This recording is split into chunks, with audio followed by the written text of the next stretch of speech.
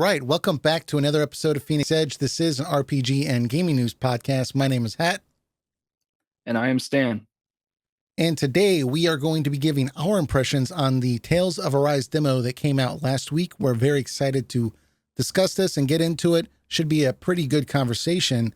And then afterwards, we're going to get into the latest Pokemon Legends Arceus trailer. The game actually was released, or I shouldn't say released, but shown off for the first time back in February. And we're just getting caught up now, and we're excited to talk about it. And we'll briefly mention some of the other announcements that happened at the Pokemon Direct. But this game looks pretty cool, so we're excited to get into that as well. And I did get a chance to play Fantasian Part 2. I actually put a lot of hours into that this week. And I will have to talk about that at a later date because we are starting fairly late today. So we're just going to be hitting Tales of Arise and Pokemon Legends Arceus today. And as I said before, Eric should be back in a couple of weeks. He's dealing with his newborn baby, but he'll be back around the Tales of Arise release date. But let's move on to some Pokemon stuff. All right. So there was a Pokemon Direct, lots of Pokemon news. We're going to mainly, almost completely focus on Pokemon Legends Arceus, but let's real quickly recap the other announcements that were at the Pokemon Direct earlier in the week last week. So first things, Pokemon Unite is coming to mobile on September 22nd. It's a free-to-play multiplayer online battle arena. It got very poor reception when it was originally announced, and it didn't get much of a better reception now. But I'm sure it's going to be massively successful. So that's coming out September 22nd. You can look that up if you're interested. Pokemon Cafe Remix is coming out fall 2021. And this is a very weird game. It's some kind of puzzle cooking game with Pokemon in the kitchen. And it's very weird. From what I was seeing online, it actually was released a different version in the past, and it wasn't very successful. So now they're coming out with a remixed version that's going to have, I guess, better puzzles. I wasn't that interested in it, so I didn't spend a lot of time researching it. But if that sounds like something that you want to check out, Pokemon cooking with puzzles, I guess go check it out. Pokemon Cafe Remix. You can look that up. Pokemon Masters. We're going through these, what I would deem crappy announcements here. Rapid fire. Yeah. Pokemon Masters X.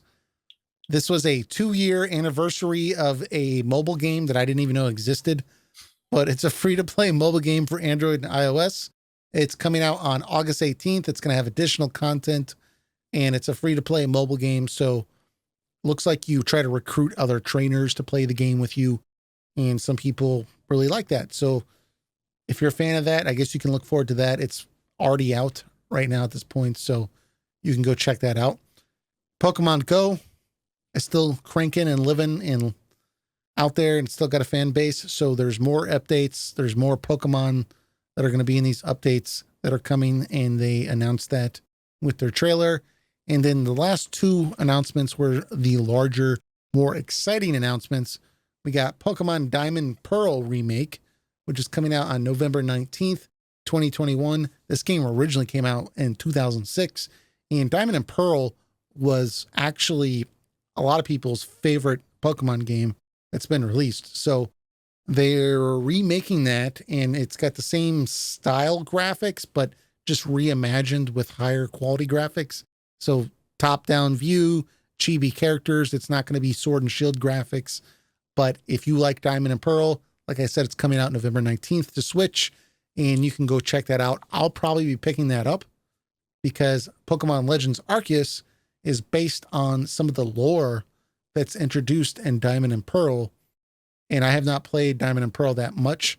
So I'm kind of interested to pick this game up and kind of give it a shot, play it, so I can pick out some of the Easter eggs with Pokemon Legends Arceus that we're going to talk about here in a minute, because that's coming out in January 2022. So those are some of the lesser known announcements for Pokemon. Let's get into Pokemon Legends Arceus. So this is literally a console RPG Pokemon game. It's not a free-to-play mobile game or anything like that. It's a full-length Pokemon RPG, and it's developed by Game Freak. It's not been outsourced to anyone, so it's the real deal. Like I said before, it's coming out January 28th, 2022. And the big thing that's different with Legends Arceus is this is presumably, from everything that we've seen, an open world Pokemon RPG that's taking place in the past. So in the past history of the Pokemon lore. So specifically, it's in the Sinnoh region from Pokemon Diamond and Pearl. But in Legends Arceus, the region is going by its former name, Hisui. So at some point, Hisui was changed to Sinnoh, and that's what we played in Diamond and Pearl.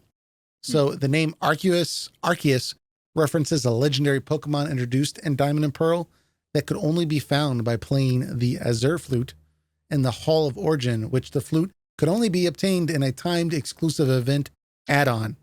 So pretty rare Pokemon that you couldn't even get if you did not get access to this exclusive event. And so the Arceus Pokemon is rumored in the lore anyways to have created the Sinnoh region and possibly all Pokemon. So this is like a mythical Pokemon god, if you will. And so in Legends Arceus, the main character joins the Galaxy Expedition team, which is going to learn more about this mythical Arceus Pokemon. And it's a pretty unique premise because most Pokemon games, RPGs anyways, you have to try to become the greatest Pokemon trainer in the world and do all the gym challenges. And this doesn't appear to have a gym challenge. It's an open world, presumably Pokemon RPG that has you researching an ancient Pokemon. And this is supposed to be when Pokemon are kind of new to the world somewhat. So people are still figuring it out. So there's not the gym challenges or anything like that. So it's looking pretty cool. But like I said before, Game Freak has not confirmed this game is open world. But from everything we've seen, it appears that the game is at least semi-open world. So with this in mind, we've criticized games like Final Fantasy 15, for example, for not having a good narrative that really fit the open world concept. So what do you think about the premise that they've introduced here with Legends Arceus? Do you think this is like the concept of researching Pokemon? Do you think that fits an open world format for an RPG? Yeah, I think so. I think it definitely has the potential to. Like if you think about it, if you're like a researcher or like an archaeologist or a biologist, that's what those people do, right? They go on site And they to like, search, yeah. yeah, and they search and they to try and learn more and observe the environment and stuff. So I would hope that your characters, and this may have already been confirmed in the trailer if I maybe I just missed it, but I would hope they have the like the Pokédex in there, and that maybe the Pokédex could like help you document like a certain regions and like what Pokemon you find there and in what climate or at what time of day. You know, I don't know if there's like a day night cycle, Yeah, something like that, so that you're because originally filling out the Pokédex was just, well, did you catch at least one of each one? and You they know, are going to have that aspect I was reading where oh, they are. time of day and then weather, you were going to be able to find certain types of Pokemon depending on the weather, time of day, or region, and that type of thing. Yeah, so that's perfect. You don't have to make it gotta catch them all. Maybe just gotta find them all, right? So that the goal is, I want to find out when the Snorlax shows up, and then you keep exploring, and then you find out, oh, the Snorlax only appears like in this climate, in the shade, you know, at this time of day, and it's always asleep, like under the trees or something, you know. And so then when you're like later, you're like, I want to catch a Snorlax, you look up your Pokédex and it's like, okay, you can find it at this place, usually under the trees, sleeping, you know. Right, right. And yeah, it's or whatever. Like where do I find the Charmanders at night? Where do I find them in the daytime? You know, where do I find them when they're hungry? You know, stuff like that. Like so you can really expand the idea of the Pokédex beyond just catching them and what is their like average height, weight, and the brief description that you get, you know, in the Pokédex. You can expand it more to like the Pokemon's environment rather than just the Pokemon themselves.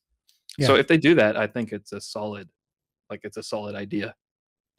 Yeah. Yeah. I mean, I think that when you think of great open world games, they generally have a story that's very intrinsic to the idea of exploring, like you're Mhm. getting across here, right? So As an example, we got Witcher 3. Geralt's trying to find Ciri. He doesn't know where she is, so he's got to search. Or if you have Fallout New Vegas, you're a courier. At the beginning of the game, you get someone tries to kill you and you're trying to find your murderer. Or Breath of the Wild, you wake up after 100 years of sleeping and you hear some strange voice and you're trying to find this voice. You know, there's something compelling you to search the lands and figure out what's going on. Whereas with Final Fantasy 15, we criticized that with there being a sense of urgency. We had a predetermined location that we needed to go. But in the meantime, we're going to run around. Yeah. Go fishing and do all these other things. It didn't really fit. You had to kind of put your screw it cap on while you're playing it and just kind of go with it. So I think this does work with what they're trying to do here. So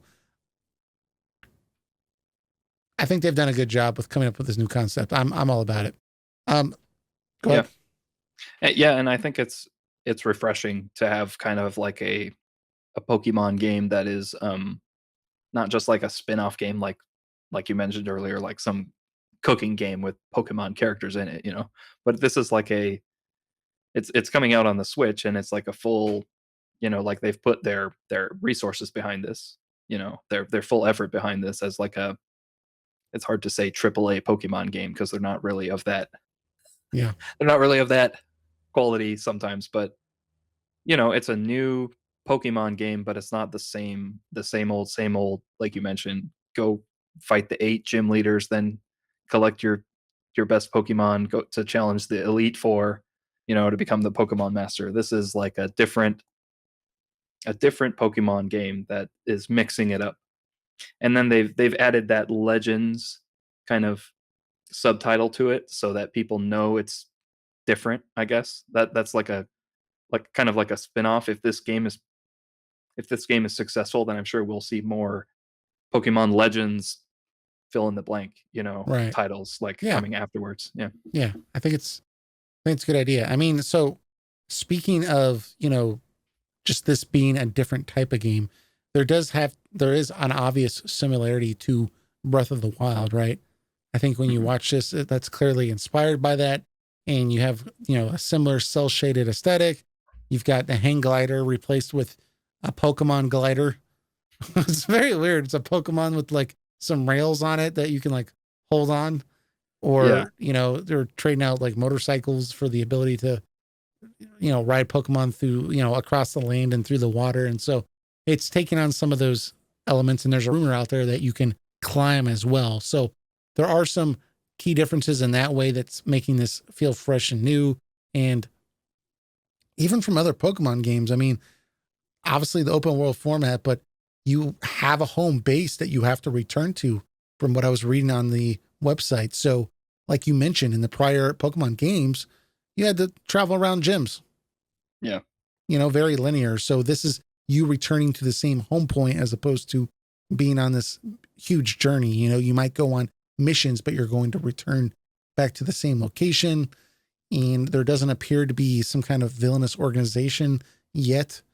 So that's, you know, there's, from what we can tell, there hasn't been a Team Rocket or anything like that that's appeared. I'm sure they'll have something here. Honestly, the other big thing that I was very surprised about, enemies can actually attack the Pokemon or the Pokemon trainer.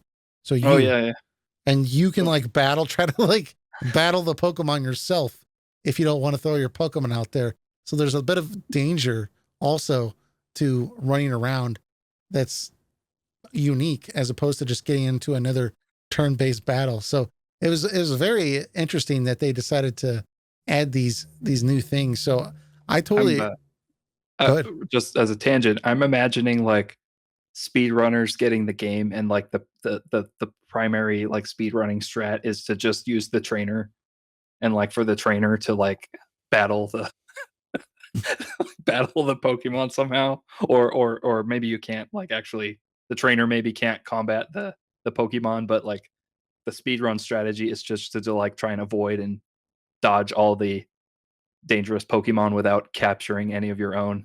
You know? From what I could tell, I mean, like in the trailer, you could see the trainer like dodging Pokemon hits and stuff and rolling, and like I was like, man, they've they did more than they had to with this. This is crazy. Yeah. So, I mean, they've clearly added a lot. And I think that, like we've been talking about here with them changing the formula, people were very upset about Sword and Shield when it was launched because this was supposed to be the first Pokemon game coming to an actual console, a Pokemon RPG, I should say. Mm-hmm. And so there was a lot of expectations there, and people were hoping that it was going to be more Breath of the Wild like.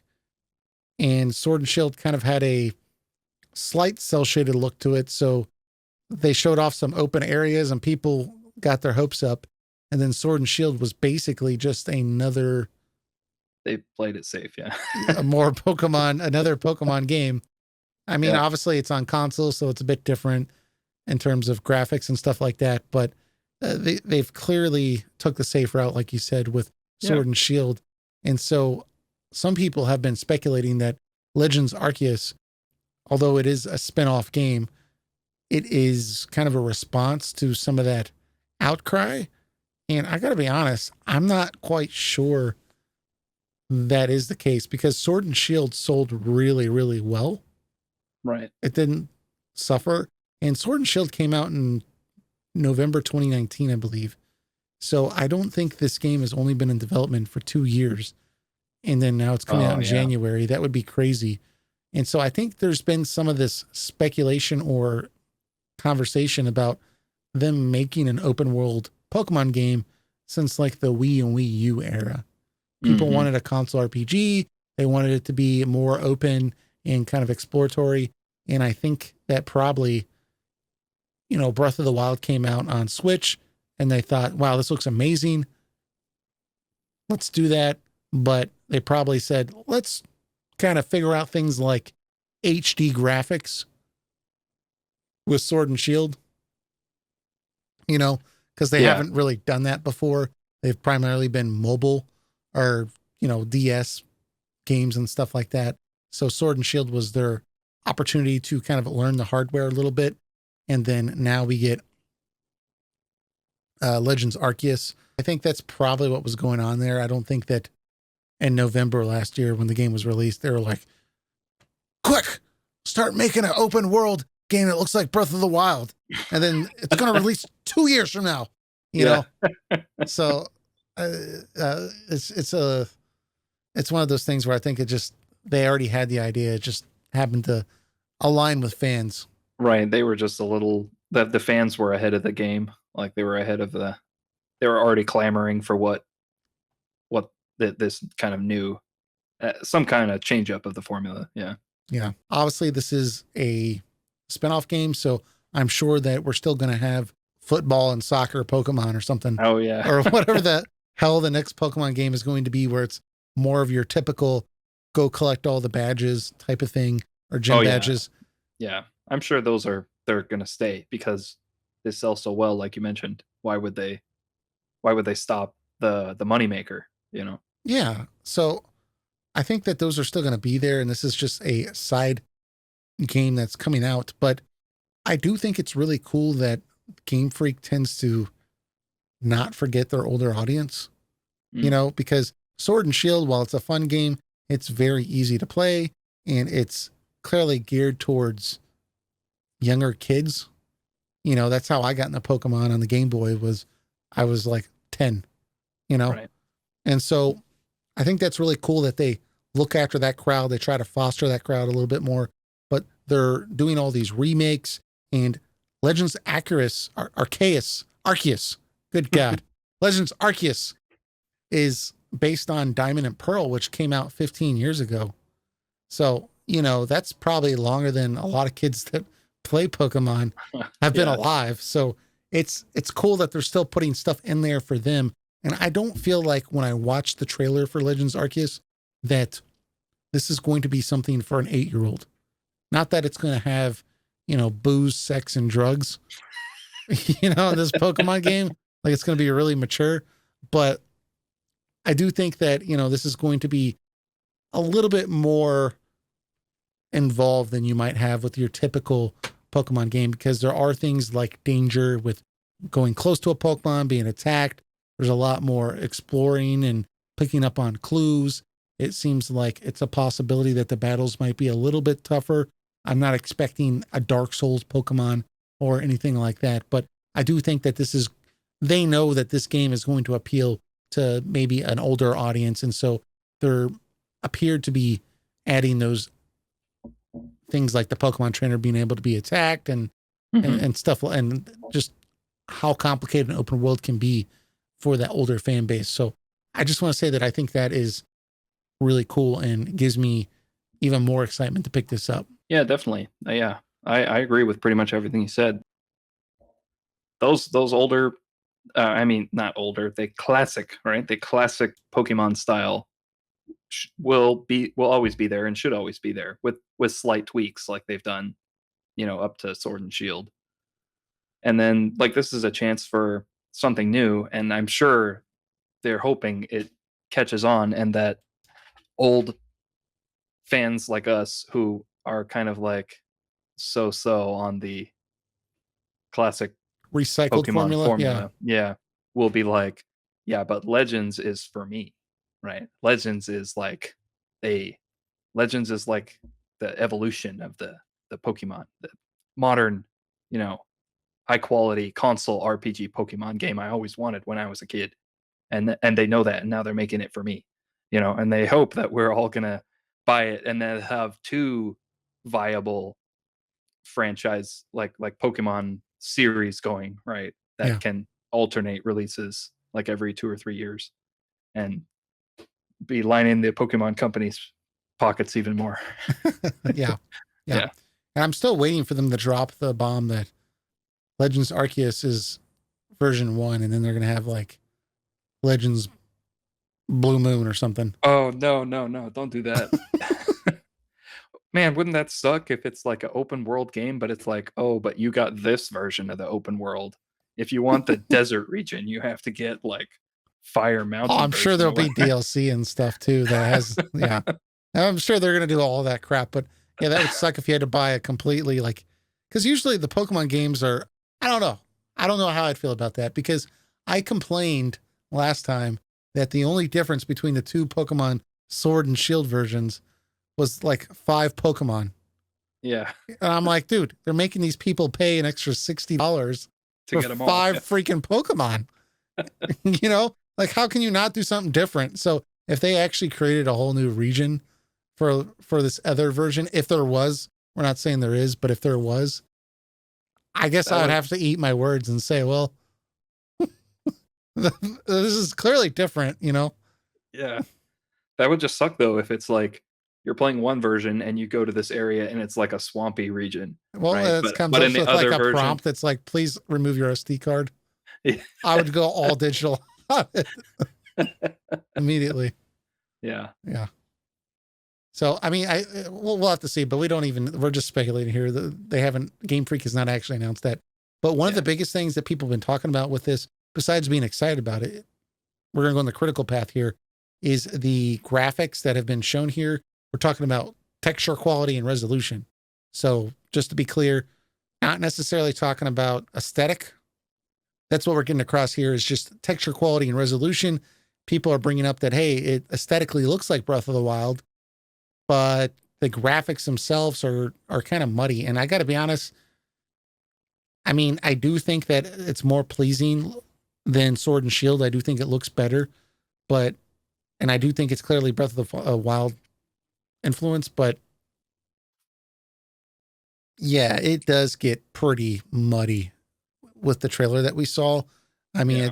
it looks like it's a pretty low native resolution, and then they're just upscaling it, and it kind of has a similar deal to Tales of Arise, where it's kind of a water painting effect that I think kind of hides some of the blurriness that you can see in the trailer, but it does at times look very muddy in the background. And that makes me wonder, because usually they pick shots for trailers that really show the game off. So what's it actually going to look like on release? And then what's it going to look like in handheld? Because it's going to be even worse, right? But with that said, I do want to acknowledge that this first trailer that came out in February, it got a lot of hate for the resolution, and texture quality, and this is greatly improved from the February trailer. So it's possible by the time this game ships, it could be even better, because we don't know when this trailer was made. You know, a lot of times these things are put together a month or two in advance after it goes through the litany of people that have to approve it. And I also think that like you can clearly see like the difference between Breath of the Wild and this is that, you know, they're reusing assets. A lot of times you can see the same tree kind of copied and pasted over and that type of thing. So it's not quite Breath of the Wild level. And it's a little bit weird that I have to say that, because Game Freak is not Nintendo. Yeah. Right. But at the same time, Pokemon is $1 billion franchise. And I know that there's multiple hands in the pot of Pokemon with different owners, and they're splitting the money multiple ways. But you got to think, man, Pokemon itself is way more profitable than Witcher 3 or, you know, and look what they did, you know, with the money they anticipated to make. And so I kind of wonder, like, how do they categorize the budget for these games? Because I don't want to downplay how much better I think this looks than Sword and Shield, because I think it looks a lot better, but it does make you scratch your head when you realize this is probably the most successful RPG franchise of all time. And it's like struggling to keep up with modern games, you know? And I guess that's Game Freak's, the development team. Like they don't really do console games. They're still getting used to it. I mean, they did Little Town Hero, which people didn't really like. And I guess that's just them gaining experience, but it's just a weird and awkward situation. You know, I find myself making excuses for them, but my God, these games will sell like 50 million copies or something crazy like that. Why are you not putting money into it? Maybe that's why. Yeah. I mean, I bet there's people like Game Freak who would want to, like but it's ultimately the Pokemon company and Nintendo that's signing the checks, and for whatever reason they are aligned to be like a very low risk, you know, like they don't innovate all that much, which is why this game is like a more refreshing. But like you said, there are some warning flags that maybe they don't have the budget necessary to tackle this kind of a challenge. So there may be some hiccups along the way, but I guess that's something to look out for with previews and reviews like close to the game's release. How does it actually perform on the Switch, which we know is not the most powerful machine, you know. It's not the so yeah, so I mean, like it's this weird thing where like if I look, it's almost like I know too much about the company. Right? Like it's like jacking with my head while I'm looking at it, because I, as a Pokemon fan, and I'm not like a hardcore Pokemon fan, but it's part of my childhood. And so I look at this and I think like, this is exciting. Like this is basically the Pokemon game that I wanted. I'm definitely picking this up. Like this looks fantastic, you know, and I think from that perspective, they are successful in what they're showing, because it is getting across what they're trying to do, that look, you can just run out there and try to catch Pokemon and go any direction you want and make your own journey, and it's going to be great, you know? And I find myself excited after watching this and thinking like, man, I can't wait to play this. But then the adult me is like, dude, they make like billions of dollars. Like, how is this not better, you know? Yeah. So, but I think it's going to be fine. I think I'll still enjoy it. I think that the art aesthetic itself is very simplistic in terms of color palette. And so it kind of is the best art direction you can go if it's not going to have super sharp looking graphics. And so I think it'll look fine. I think it'll be good. And I'm sure they'll remaster it on the next Switch and it'll look amazing and we can all be happy then. So, is there anything else you wanted to bring up about this? I don't think so. It wasn't on my radar before this trailer, and now it is. I'm looking forward to it. Yeah, I guess I would like to see the Pokemon formula mixed up, you know, changed, something new. Yeah, yeah, I'm excited to play it. one other thing I forgot to bring up is just this game is supposedly coming out the same month. We don't know with these things being delayed, but it's coming out the same month of as Elden Ring. And I've seen some people say, "Oh, I don't know, what am I going to pick up?" And I see some people speculating that, oh, like Elden Ring, like this was a bad choice because Elden Ring's going to hurt Pokemon sales. And I think it's going to be the exact opposite. Yeah. I think that's Elden Ring's problem now. Like, oh, maybe we'll definitely delay Elden Ring because, dude, Yeah. this game's going to sell way more copies than Elden Ring. And I'm sure Elden Ring's going to be very successful, but Yeah. that's, I found it weird that people were bringing that point up that this game might struggle because of Elden Ring. And like, Yeah. what's the overlap with that too? Exactly.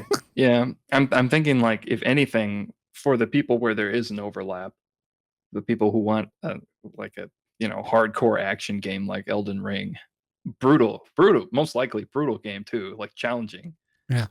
and a Pokemon open world game, like it's going to be older fans, possibly with a family, right? And if they have to choose between one game and then the other, it's like, well, I can only afford to buy one new game this month. Like they're going to go with Pokemon. They're going to go with the fun for the whole family game. you know? Well, and then plus, it just occurred to me too, like if Elden Ring ends up showing up on Game Pass or something like that, done Oh, deal. oh yeah, That'll be easy. Pokemon all day, yeah, true. So I just heard people complaining about that, and I thought it was kind of a false concern. Yeah, I wouldn't worry too much about that. That would be kind of like, what are people going to choose? Like the new Mario game or the new Assassin's Creed? It's like, I mean, Mario will do better most likely, but I don't think the people who I don't know how much of a crossover there is between like those two franchises. I'm sure there's tons of people who play both, but I don't think it's really that hard of a choice. Like the people who really love Mario are just going to pick Mario, and the people who really love Assassin's Creed are just going to pick that. And there happens to be more people who will pick Mario, and that's pretty much it. Similar thing here. Yeah. Yeah. Yeah. Yeah. So easy peasy for me. No issues. Although I am in that overlap region where I want to play both. And so I guess I'll be the test case on which one I end up buying. I'll probably end up buying both, but that just means that I'm not going to be able to get substantially far in either one because I'll be busy trying to tackle both. But anyways, that's neither here nor there. So the Tales of Arise demo. So for those unaware, the full game for Tales of Arise is coming out on September 9th. So in a few weeks. And right now there's a free demo that's available on PS4, PS5, Xbox One, and Xbox Series X, and all the last gen and current gen Xbox consoles. It's not available on PC, but if you want to play the demo, you got to play on the consoles. But the full game will be coming to PC on launch day as well. They just didn't put the demo out there. So the demo is roughly about an hour long, and you can replay the demo if you want as all the other characters in the game, but it's basically about an hour long. There's no real benefit to replaying it outside of some additional character trailers at the end of the demo, because you can switch between all the characters in the demo and try different combat styles and stuff like that. So, but you can play it as much as you want. So it's out there for free. Save progress isn't going to carry over into the main game. It's literally a separate portion of the game. It's just kind of a scenario for you to use all the characters and get to experiment with the different gameplay elements. And so you don't have to worry about spoiling the game or anything like that, if that's a concern for you. And also, if you beat the demo, you do get a vacation hoodle. I don't know what a vacation hoodle is in the main game, but you get one if you beat the demo. So I guess that's something to look forward to. Maybe somebody can clarify in the comments what a vacation hoodle is. Although I am going to be playing this game on PC, so I guess I'll miss out on that, even though I played the demo. And if you're unfamiliar with Tales of Arise, the main game, it is Bandai Namco's newest entry into the Tales series. It's a team-based action JRPG series with entirely unique stories, kind of like Final Fantasy for everyone. They do have sequels every now and again, that type of thing. I mean, it was pretty light on story content. I mean, the demo wasn't even fully voice acted, which I thought was weird. Now, is Berseria fully voice acted? That would be my question. I feel like Because it again, I was. haven't played it.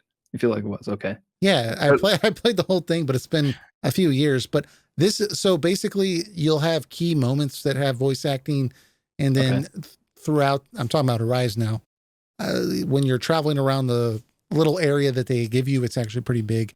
The various areas they give you, the characters will banter back and forth and that type of thing, and that's voice acted. But then when you would talk to an NPC or something like that, it would suddenly not be voice acted, but the characters would just kind of grunt or the something like that, and that it's kind like of give off the emotion. Hmm.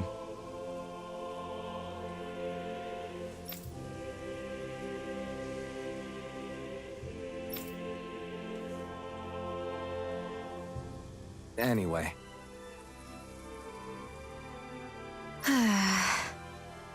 yeah, it's like the Zelda grunts.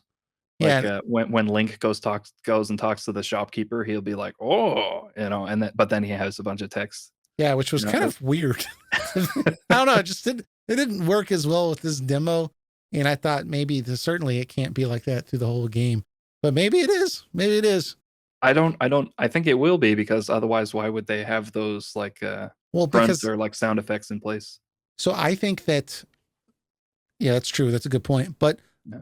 I presume the demo, because I got the vibe that this isn't going to be like a main thing in the game, that it's its own separate thing that they built just for us to experience and, play the demo.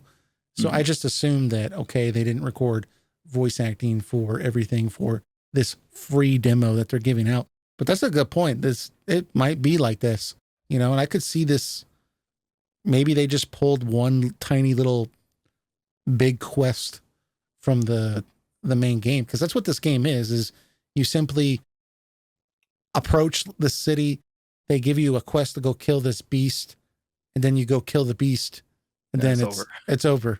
Yeah, so you can spend a lot of time running around and stuff and collecting different things, and that's kind of cool, but you could literally beat the demo in about 45 minutes. But so I guess what I'm trying to get across is there wasn't a lot of story that we got from this demo. It seems Mhm. more gameplay oriented. But with that said,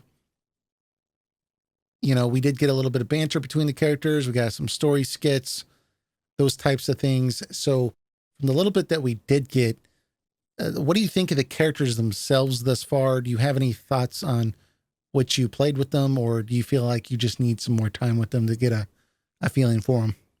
I mean, I kind of like the aspect of the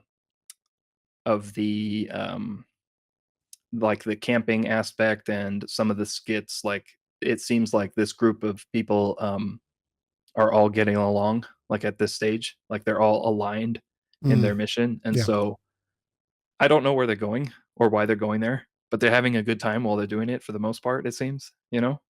So in that aspect, it's kind of like a fun adventure vibe. right, right. But I would like to know more about the characters in terms of like what is driving them on this quest. Like what is the purpose of the quest, or what is the character struggling with? What does the character have to overcome? Because that's really the starting point of a character arc. Yeah, And without that, I feel like I kind of I don't know, saw like when you sit down and see a movie trailer and all they show you is action scenes and you don't really get a good sense of like what is the story of this film, yeah, right? I know it's got good action yeah. and I know it has some like cool one-liners by the character, in the the character walking away from the explosion or whatever, But for a fantasy game and like a Tales of game, it's really about the story. Like the story is the hook. I think even the best gameplay gets repetitive after a while, right? Even if it's like really fun. So story for me is kind of the hook, and particular the characters. And so I didn't really get that with this demo, which is fine. They wanted to just mostly show off the visuals and the gameplay. So that, like you said, it's light on the story contest on the story content, and because of that, it left me kind of like I didn't get a full idea of what And this get a game is full about. impression. Yeah. Yeah, so I think that, obviously this is a gameplay demo Mhm. from what they've released here. This isn't giving us a good idea of the story, like you said. And I think that's probably in response to a lot of the criticisms the prior Tales games have had, that they just really wanted to get it out there that, hey, here's the gameplay. We want to give you all the characters, the full cast of characters. So that way you can try each of the characters on your own. You can switch party leaders. And so you can sit there and, get used to each combat style if you want. And so I think that it was probably would have been a bit of a challenge for them to give you a good idea of what's really going on with the story at this point, because you have so many different characters, right? This is probably fairly late in the game, or at least maybe halfway or something like that. And so, and they don't want to spoil stuff. So I think that they were just like, hey, let's show off the new graphics, the art style, the gameplay, and we'll look forward to the main game for the story. But I do feel you that it would have been nice to at least have some kind of setup with the demo, where it gives you a rough approximation of what we're doing here, or even maybe just our main character, some kind of additional tidbit to kind of give us an idea of why they're going to this city. It does give you a little bit of a character trailer at the end of the demo that gives you a little bit more in terms of story, which actually kind of made me a little bit lukewarm on the story itself. And and I'll tell you why. It brings up both some really cool things and a really dumb thing. The really cool thing is it talks about the two main characters, Alphen, the male, and I think it's Xian. Xian is the female, and Xian's a noble class from a different land, and their people have actually been enslaving Alphen's land. I learned this on the website. I didn't learn it on the demo. Yeah, there's more information on the story, like on the website or in the YouTube trailers and stuff like that. Yeah. But in the trailer, they're going a little bit more at the end of this demo talking about this. And so that seems like an interesting idea, that you have Alphen, a poor guy that was enslaved by these people that Xian's from, and they're both fighting together to free them. But there might be some character conflict based upon, hey, your people did this awful thing. And I was like, okay, this is great. This looks good. I'm getting excited about it. And then at the end of the trailer, Alphen says, and I don't remember anything. And I was like, he has amnesia. So he doesn't remember any of the atrocities. And so I do want to give it a little bit of a hopeful arc here and just say, well, hey, look, maybe it's temporary amnesia, because there's something significant where he pulls a mask off his face.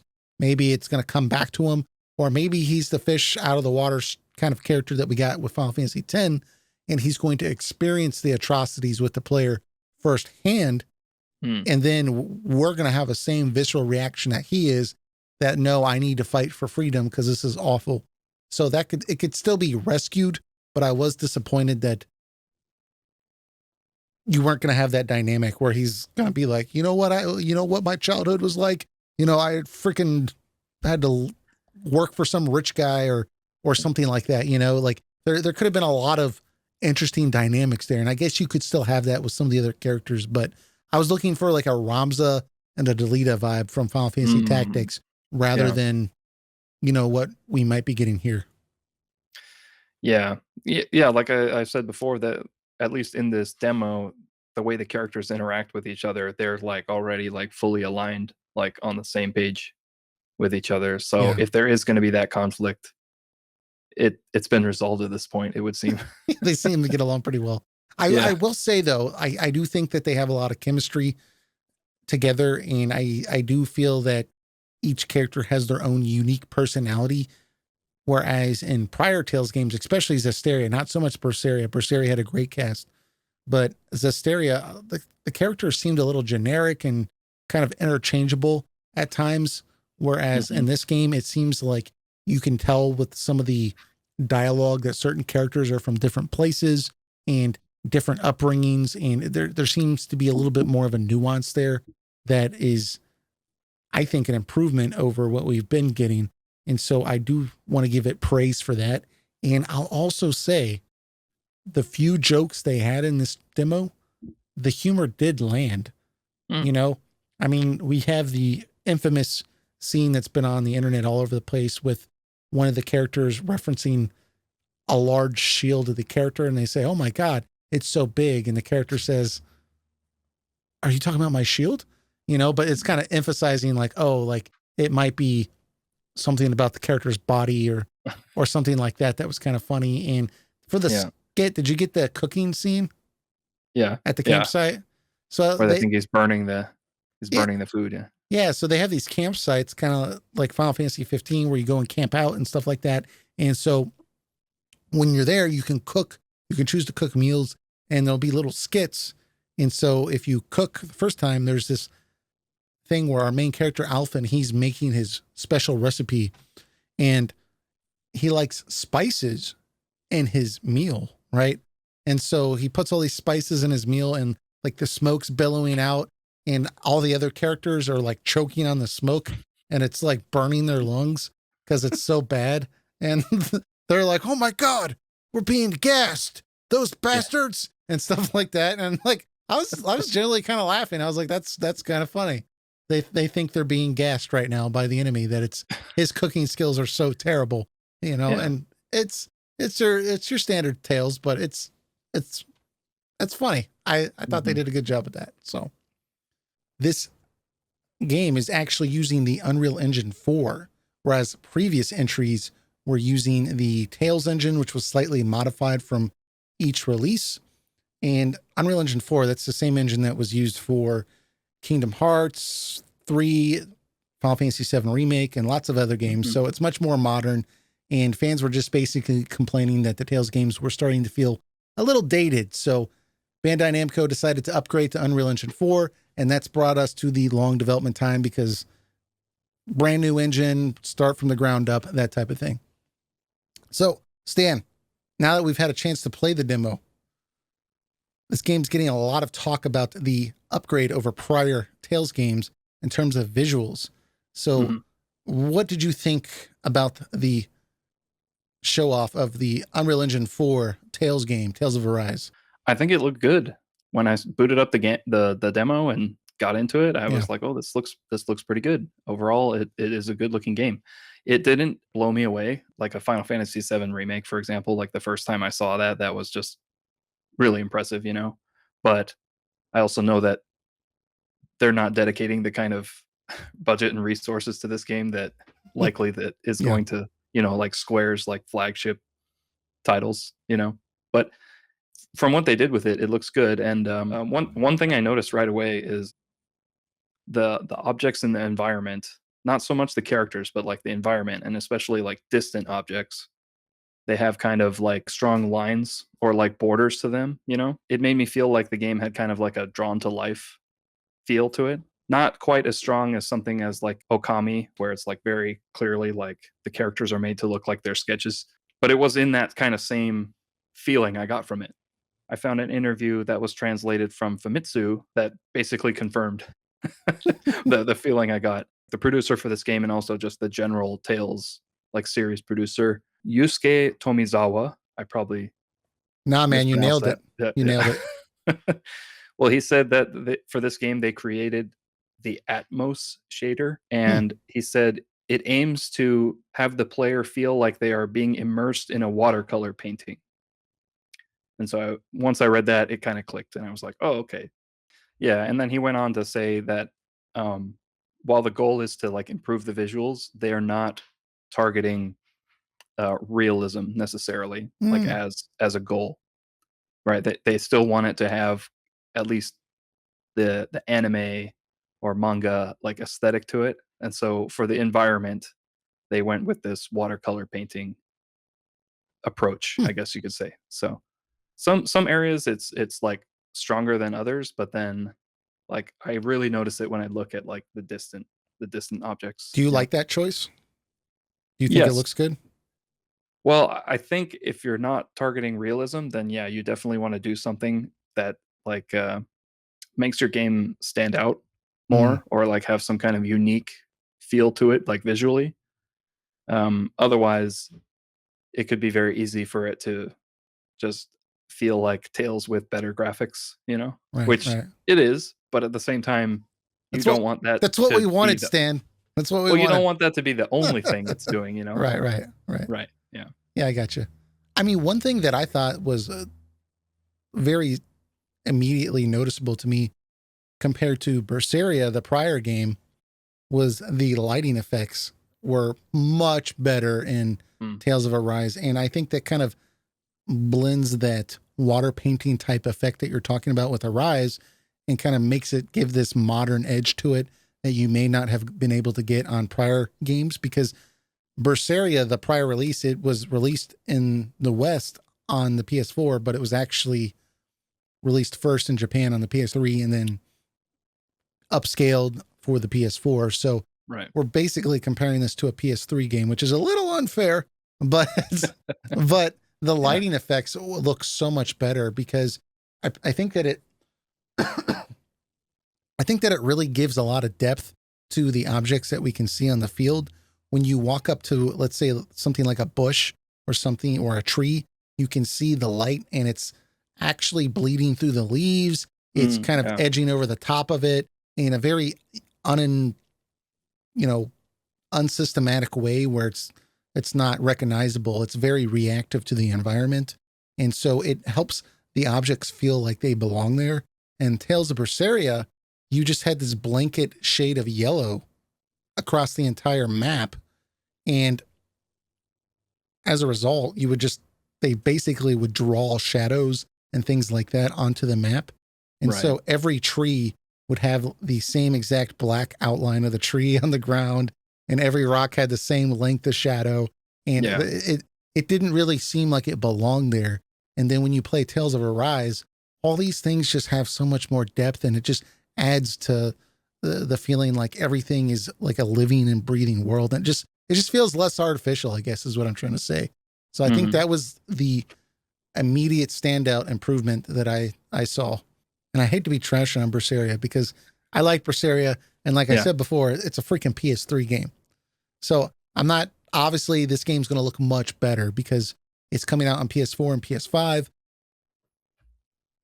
But the amount of variety that we got on the map was so much better in Arise because in Berseria, you would go out into like an open plain and you would see the same damn tree copied Mhm. and pasted across the entire map and the same rock like, oh, I've seen that rock, hey, look, there it is again. Right. And it got the job done for what they were trying to do in the time that it came out on. But in Tales of Arise, I didn't see the same tree, I didn't really see the same bush. The I didn't see a repeating grass texture across everything. It was very unpatterned. It was very chaotic in a way, and it Yeah. just made it feel a lot more natural, I think. And you can really tell that this is a current gen game. By current gen, I mean PS4. Obviously, the game's coming out in PS5. I haven't been able to play at that resolution, but I think in general that you can clearly tell that this game would not be possible on a PS3. It's a tremendous improvement, man. And I think also on something you were touching on earlier with the aesthetic, I really like what they're going for here with the water painting like effect, but in particular, just the art direction for the characters and like the architecture. It all feels like it would be something very fitting in a 90s anime or JRPG. Mhm. And for some reason, like a lot of current JRPGs and anime are going for this very young looking characters and they show a lot of skin and it's not very tasteful. Sometimes other places or other games do it better, but with Alphen, our main character, I mean, he looks like he's straight from the 90s in terms of his design. I mean, he's got obviously bigger eyes than a normal person would be, but compared Right. to today's characters with these huge eyes that you get on these other games, they're very reasonably sized. He's clearly an adult. He's not a kid. Mhm. This isn't his first adventure outside of his mom's house. This is clearly a experienced person here. And so I think it looks great. I'm really getting excited for it just based off just the visuals and art direction alone. I think it looks so much better than prior entries. So I'm really excited for it for that reason alone. What did you think about the gameplay that from what you played? So, yeah, of what I got to play so far, I think the combat is fun. The game is fun overall. Um, The default controls I found a little unintuitive, but that might be just because I didn't play Berseria, which was the previous one. I still need to play that because in this, The R1 attack was very weird for me. yeah, I can't think of any action game where I've played where the default attack button is set to a trigger, like a trigger button. Something like a first person shooter in a way, Yeah, because that's the, fire button in a shooting game.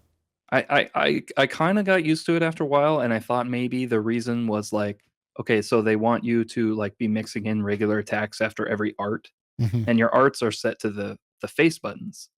Although only three of them. The circle button is jump, and the other three are arts, which Right. was also confusing because I just kind of get into it and want to push like chain into my next art attack, and then I push circle, and my character would just jump in place and like drop the combo. And I was like, oh yeah, that's right. These three buttons and not that other one that's right next to them, But Yeah.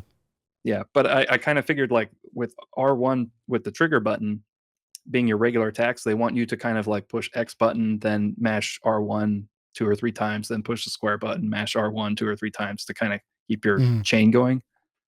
I don't know if that's that much easier than just putting attack like on the X button or whatever, but I think it's because they want you to encourage you to be using the arts more than your regular attacks because your regular attacks are actually pretty weak Yeah. compared to Yeah. your arts. So I'll probably get used to it.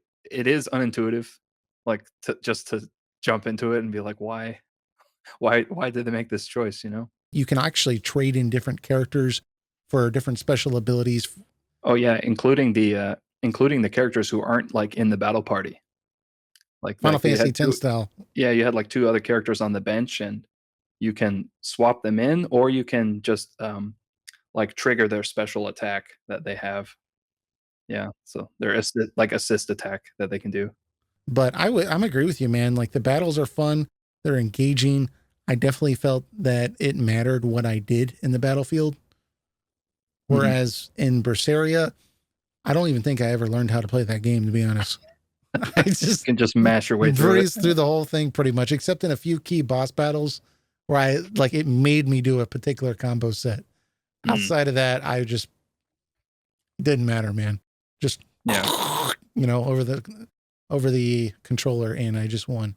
One thing I do like that I don't know if this was in Berseria or not, but for your healing and support abilities, you have a shared like pool of CP points. Mm, So that if you yeah. cast like healing circle or whatever, you lose some of your CP pool.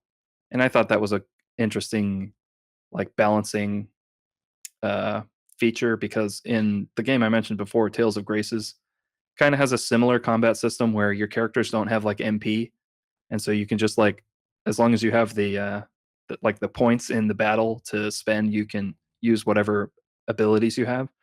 So in that game, you could kind of like have your characters just like if they're low on health, just kind of like kite around the battlefield until you are able to get your healing spell off and then heal, and then everybody goes and fights again. Yeah. But it looks like in this game, you're gonna have to you at least have some kind of resource that you have to manage to do that. Like you're gonna have to use some items to restore that CP pool. So if you're getting hit a lot, you're gonna be running low on those. Yeah. So I think in general, what we're trying to get across here is the combat is enjoyable. It's fun to play. Mhm. Obviously, you can go play the demo yourself, but it is a good time. And I think that people are going to be much happier with this Tales game than they have been with some of the prior entries. I would say with gameplay in particular. Mhm. I thought the graphics were a little muddy on the PS4 in terms of resolution. I thought it could have been a little bit sharper, but Yeah. I mean, all in all, I was very, very impressed. And I think that if you were a Tales fan before, you're going to really like this. And I think this is going to bring in a lot of new fans as well. So I'm excited to pick it up. Yeah, I think the visuals will really help in that aspect because I think there's a general stigma of people who don't play Tales games who think like, "Oh, you've played one, you've played them all." Which is kind Right? of sometimes. Not not well, I mean, in some ways, yes, but then in other ways they're very different. But Yeah. Yeah. Yeah. this There's one some great just standout ones, but they y did get in a habit of pumping out a similar game. Yeah. But in Oh, this wow. one, like, it helps, I think, just from, like, a first glance, you see it and you're like, "This is a different game." Like, this is new, you know? Like, this is not last gen's, like, Tales game, you know? They're changing it up. Yeah, that's what I'm saying. I can see a lot of people that have not purchased the last 2 or 3 Tales games because they've just been dissatisfied. And Mhm. then they saw this and they think, okay, now it's been enough time. I'll give this series a shot again. Yeah. And I think that's cool. So I'm excited. September 9th, the game's coming out. Like I said, you can play the free demo right now. Check it out before you buy it, that type of thing. And we'll absolutely be giving our impressions on the game when we pick it up. So definitely can look forward to that. All right. Well, I think that's going to wrap us up for this episode. We were able to get a good discussion in on Tales of Arise. So go out there, check out that demo. Let us know your thoughts in the description. And then also, we got some information on Pokemon Legends Arceus. The game's coming out January 2022, but you can pick up the remake of Diamond and Pearl. It's coming out in, I believe, November timeframe. Is that what I put on there? November 19th, 2021, if you want to get up to date on some of the lore. But that's going to wrap us up for this week. We do thank you for listening to us and checking us out on YouTube. And we will continue putting episodes out for you all. So we will check you all out next week. Thank you, guys. All right. See you next time. Hey, thanks for sticking around till the end. If you enjoyed this content, be sure to hit that subscribe button. And also, check out our audio version. It's on Spotify, Apple Podcasts, and practically any podcatcher you can think of. Also, we have a fantastic media partner at rpgfan.com. Be sure to go check them out for your latest RPG reviews and news, as well as some other kick-ass podcasts with Rhythm Encounter, Retro Encounter, and Random Encounter. Go check them out. We'll see you next time.